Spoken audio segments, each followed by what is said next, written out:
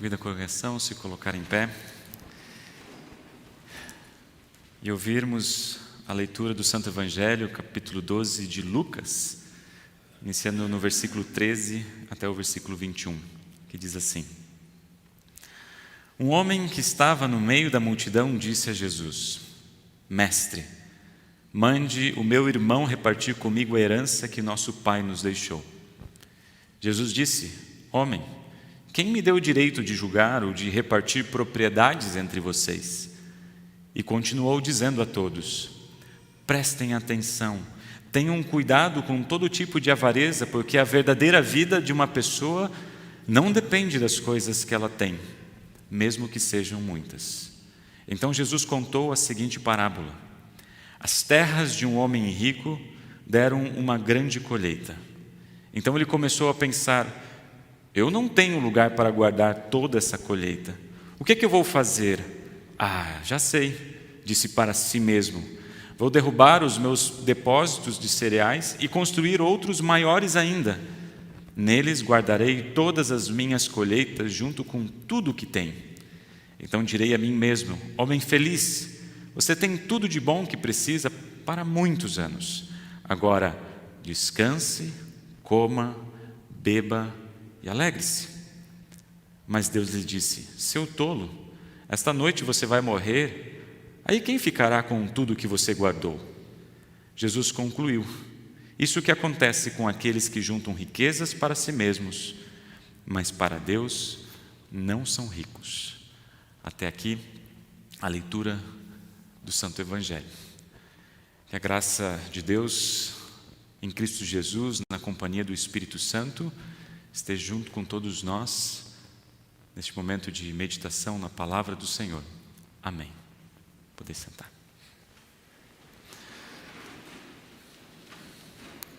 Descanse, beba, coma, beba e alegre-se.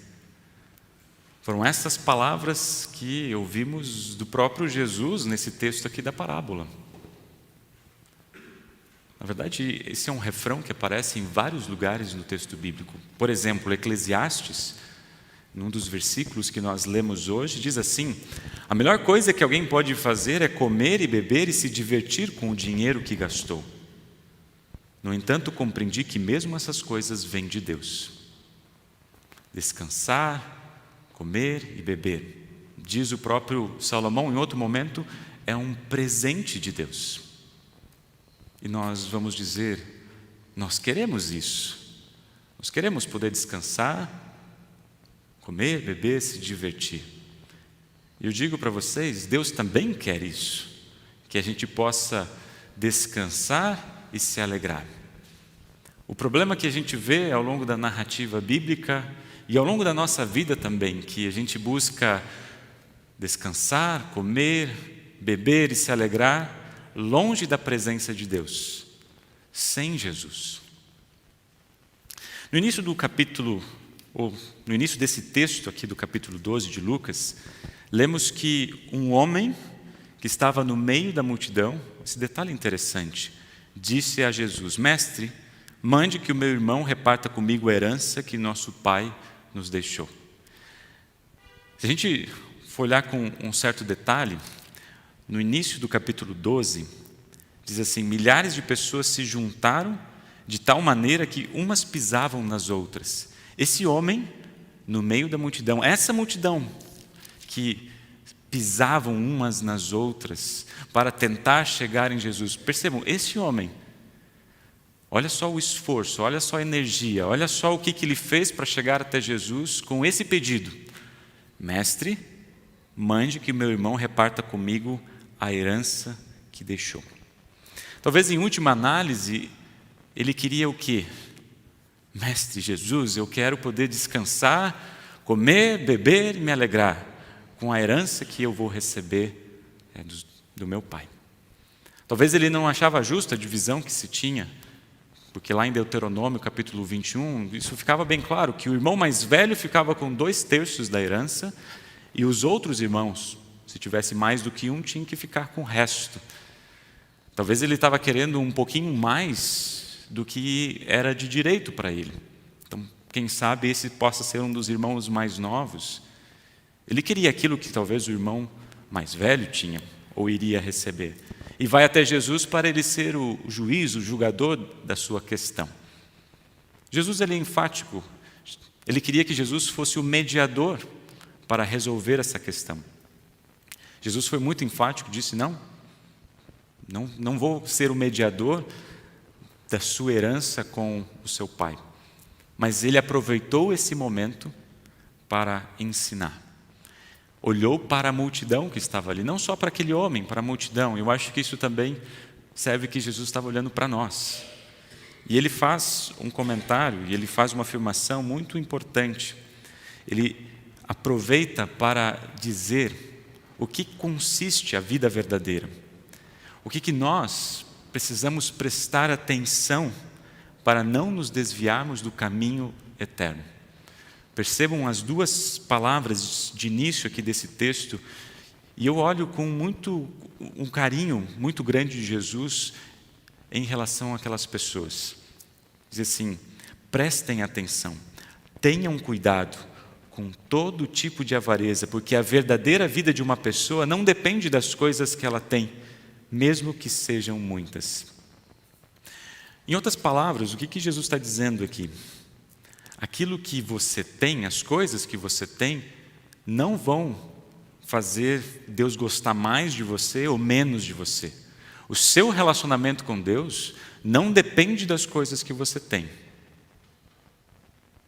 Agora, a maneira como você usa, como você administra, como você aplica as bênçãos que Deus te deu, os bens que Deus te deu, pode revelar exatamente um afastamento da presença dEle. Ou seja, as coisas que você tem não resolvem ou não depende Deus gostar menos ou mais de vocês. Mas a maneira como vocês utilizam as coisas que Deus te deu pode indicar que o coração de vocês está muito afastado do coração de Deus. E é justamente para que essa verdade pudesse ficar bem clara para a multidão que estava ali, também para nós, os ouvintes de hoje, Jesus nos conta uma parábola. Jesus contou muitas parábolas, muitas histórias. Há muitas histórias na Bíblia que falam sobre a pobreza, sobre as injustiças, sobre o cuidado com os necessitados.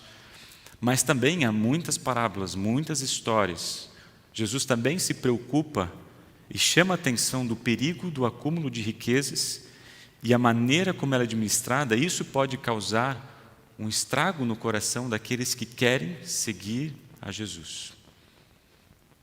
Na parábola, Jesus apresenta um homem rico que tinha uma grande colheita.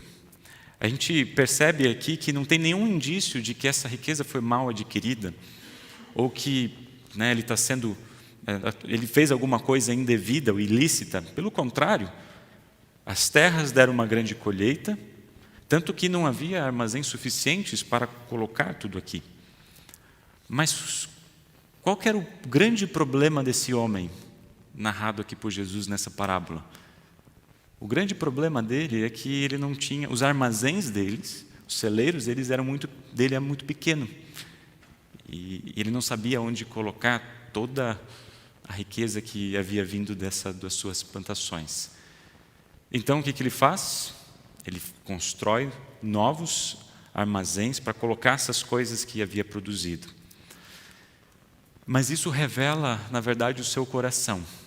Percebam que, nessa maneira dele resolver esse seu problema, ele só tem lugar para ele e para o seu bem-estar.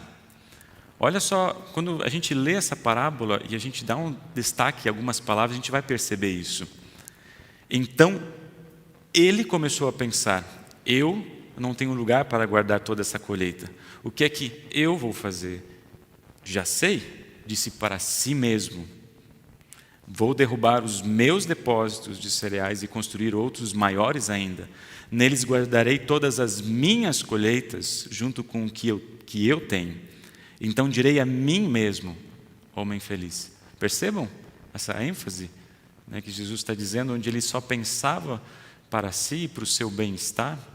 Em nenhum momento aqui a gente vai perceber ele afirmando ou dizendo que está se preocupando com aqueles que trabalhavam com ele, ou com os necessitados, ou com a situação que estava vivenciando. Ele, sim, havia adquirido muitas coisas. E agora, ele mesmo diz, então, descanse, coma, beba e alegre-se.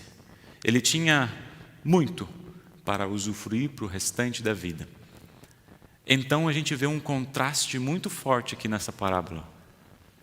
Porque a gente vai perceber, de um lado ele tinha muitos recursos para passar muitos anos aproveitando aquilo que ele se esforçou. Por outro, Deus ele diz assim, Deus lhe deu apenas o restante do dia, quando disse, esta mesma noite. Por um lado ele tinha muitos recursos para viver muito bem. Por outro, Deus falou, você só tem essa noite. De repente acontece algo que vai vir tanto para quem é rico e quem é pobre. A morte. Essa realidade ela vai estar presente na vida de todos nós. E tudo pode acabar de uma hora para outra, sem nos avisar. E Jesus chama a maneira como ele lidou com isso, ele chama de tolo, de insensato. Porque ele havia colocado todo o seu tempo, todos os seus planos, toda a sua preocupação, todos os seus esforços, todo o seu investimento nessas coisas, que no fim não serviram para nada. Pois a gente sabe, e Jesus estava ensinando para ele, que não eram essas coisas que iriam gerar descanso e alegria em seu coração. Pelo menos para mim, essa história me faz meditar ou refletir sobre o que consiste a verdadeira vida e aonde nós podemos encontrar descanso. Aonde consiste a verdadeira vida e aonde nós podemos encontrar descanso. Acho que essa primeira pergunta ela é respondida de uma certa forma pelo sábio Salomão, lá em Eclesiastes capítulo 1, alguns versículos que a gente leu hoje. Ele faz essa pergunta, que vida é essa? E ele responde, é ilusão, diz o sábio, tudo é ilusão. A gente passa a vida inteira trabalhando, se esforçando, e afinal, que vantagem leva em tudo isso? Nós trabalhamos e nos preocupamos a vida toda, e o que é que nós ganhamos com isso? Tudo que fazemos na vida não traz nada, a não ser preocupações. Não podemos descansar nem de noite, é tudo ilusão. No entanto, compreendi que as coisas vêm de Deus. Sem Deus, como teríamos o que comer ou o que nos divertir? O que Salomão está nos dizendo aqui, sem a presença de Deus, por meio de Cristo, realmente a nossa vida não teria sentido nenhum. Sem Jesus, poderíamos concordar com Salomão que tudo é ilusão. E o que nós ganhamos na vida são apenas preocupações. E alguns diriam até boletos para pagar. Sem a presença do Espírito Santo, poderíamos ter todas as tristezas do mundo, todas as riquezas do mundo, mas não encontraríamos a satisfação de descansar no Senhor. Sem Jesus, nós não temos descanso. Aquele homem, ele queria que Jesus fosse o mediador por uma questão material. Vejam, Jesus é sim um mediador. Só que não da forma como aquele homem gostaria que fosse. Jesus é o meu e é o seu mediador quando Ele deu a sua vida por nós para nos libertar dos pecados e nos dar a vida eterna. Jesus é o meu e é o seu mediador quando Ele diz que Ele intercede pela sua igreja, Ele ora pelos seus, Ele ora por aqueles que ainda vão chegar à fé, que Ele promete, porque Ele está sentado à direita de Deus Pai, a julgar os vivos e os mortos. Jesus é o meu e é o seu mediador. Quando, naquela história com Marta e Maria, Ele promete a ressurreição e a vida eterna, quando ele diz: eu sou a ressurreição e a vida, quem crê em mim, ainda que morra, viverá. E quem vive e crê em mim, nunca morrerá. Jesus é o meu e é o seu mediador, é o meu e o seu substituto, é o nosso Salvador. E Ele vem até nós hoje, já nesta vida, para que nele, já hoje, neste tempo em que vivemos, a gente possa desfrutar desse descanso eterno que Ele nos dá. Além desse contraste daquele homem e Jesus sendo mediador, tem um outro contraste muito interessante nesse texto. Aquele homem foi até Jesus pedindo metade da herança, para que então ele pudesse usufruir as coisas boas da vida. O interessante é que Jesus, quando conversa com ele e oferece não apenas a metade de uma herança, mas toda a herança celestial, a herança da vida eterna, do novo céu e da nova terra. E essa herança Jesus está oferecendo também a todos que hoje estão ouvindo a sua voz, hoje que estão sendo acolhidos na família da fé. Então Jesus finaliza essa história dizendo: isso é o que acontece com aqueles que juntam riquezas para si mesmos, mas para Deus não são ricos. Meus irmãos, a riqueza para Deus é o que realmente importa nessa vida. A vida que nós iniciamos, muitos, na fonte do batismo, onde nós fomos chamados da escuridão para a luz, onde nós fomos acolhidos na família da fé, onde nós fomos declarados filhos amados de Deus. É ali que nós temos, a partir do batismo e da pregação da palavra do Senhor, quando conhecemos e ouvimos a voz do bom pastor Jesus, quando conhecemos o Evangelho, recebemos uma riqueza que não pode ser roubada, uma riqueza que não enferruja, que não acaba com o tempo e muito menos não termina com a morte, porque essa riqueza, ela é eterna. A lógica da graça de Deus, ela é diferente da lógica do mundo, porque as riquezas aqui neste mundo, a gente precisa acumular. A graça de Deus, a sua misericórdia, é totalmente contrário, porque a gente não precisa acumular. Na verdade, a gente precisa aplicar, colocar em prática, porque quanto mais eu recebo e mais eu ofereço, mais Deus me dá. Então, reter a bênção, reter aquilo que Deus nos dá, essa riqueza eterna, não faz sentido na lógica de Deus. Por isso, meus irmãos, vocês são ricos quando confiam que Jesus é o seu Salvador, que morreu por você na cruz para te dar perdão e a vida eterna. Com esse tesouro em mãos, com esse tesouro que nós temos em nossas mãos, você pode distribuir o perdão na vida daquelas pessoas que estão com o coração pesado e angustiado. Vocês podem consolar, vocês podem difundir a paz, justamente nesse momento onde a gente percebe cada vez mais brigas, ódio e rancor, não só nas famílias, mas na sociedade em geral. Com esse tesouro em nossas mãos, Deus está movendo vocês a serem misericordiosos e generosos com aquilo que vocês receberam, não precisando colocar ou guardar cada vez mais daquilo que Deus te deu, mas podendo aplicar no reino dele através de ofertas de gratidão. Com esse tesouro em nossas mãos, a gente pode cuidar daqueles que Deus coloca em nossas vidas. Com esse tesouro em nossas mãos, nós podemos ser mediadores também, podendo conectar aquelas pessoas que estão com dúvida em relação à sua fé, podendo trazê-las para Jesus e elas serem recebidas também na casa de Deus como filhos eternos. Tal pessoa é verdadeiramente rica, mesmo que talvez na sua vida não tenha muitos recursos materiais. Ou seja, com Jesus nós somos convidados a descansar, comer, beber e alegrar-se já nesta vida. E é isso que Ele vai fazer e continua fazendo por nós quando Ele nos convida para o grande banquete celestial, a ceia do Senhor, onde na sua presença Ele nos dá o seu corpo e sangue para perdão, vida e salvação de toda a nossa vida.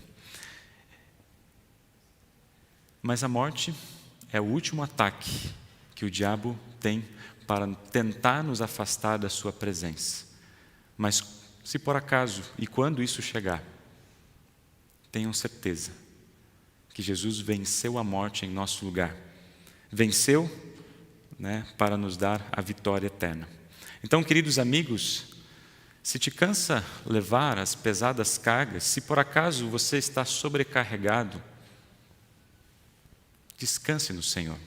Nós ouvimos o amoroso convite do nosso Salvador: vinde a mim, todos que estão cansados e sobrecarregados, que vocês encontrarão em mim, ou seja, no Senhor, o verdadeiro descanso. Amém. Nos colocamos em pé.